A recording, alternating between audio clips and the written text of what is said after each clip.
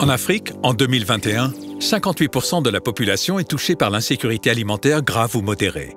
Y a-t-il une pénurie de denrées sur le continent ou une incapacité des individus à se procurer des aliments? Comment qualifier l'insécurité alimentaire et comment y faire face? Si la faim est une sensation physique, l'insécurité alimentaire est, selon la FAO, une situation où une personne n'a pas un accès régulier physique et économique à une nourriture suffisante, saine et nutritive, lui permettant de satisfaire ses besoins énergétiques et ses préférences alimentaires pour mener une vie saine.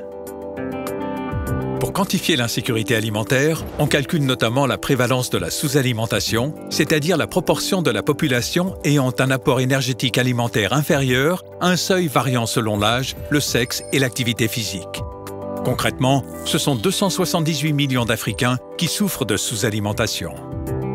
Malgré certaines améliorations des indicateurs de sous-nutrition comme la prévalence du retard de croissance des enfants de moins de 5 ans ou l'insuffisance pondérale à la naissance, le nombre d'individus en situation d'insécurité alimentaire continue d'augmenter.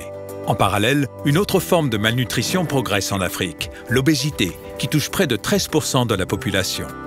L'insécurité alimentaire a donc plusieurs facettes à prendre en compte simultanément pour qualifier l'ampleur du phénomène. Quelles sont donc les origines du problème ? L'Afrique produit-elle assez d'aliments pour nourrir l'ensemble de sa population?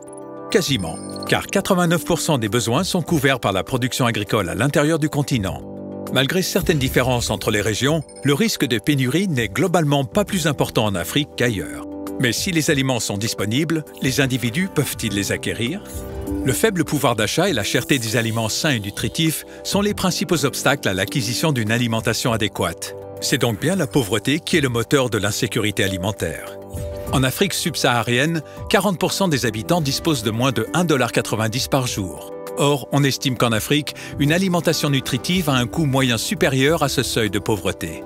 Ainsi, plus de 85% de la population en Afrique centrale, de l'Est et de l'Ouest ne peut se permettre une alimentation saine.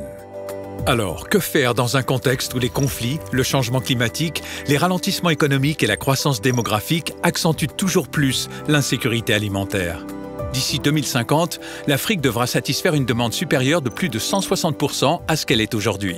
La recherche d'une certaine autonomie alimentaire est donc stratégique pour le futur du continent. Améliorer à la fois la disponibilité et les conditions d'accès aux aliments est un objectif crucial et nécessite des choix politiques décisifs.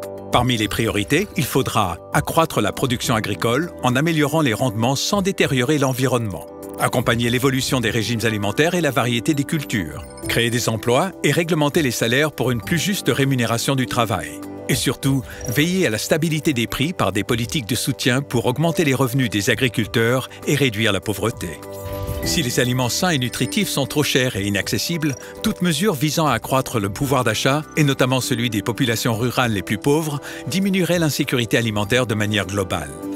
Face aux nombreux défis à relever, la lutte contre l'insécurité alimentaire en Afrique devra donc passer par plus de souveraineté, c'est-à-dire par moins de dépendance aux importations, mais aussi par des politiques agricoles et commerciales plus favorables aux agriculteurs.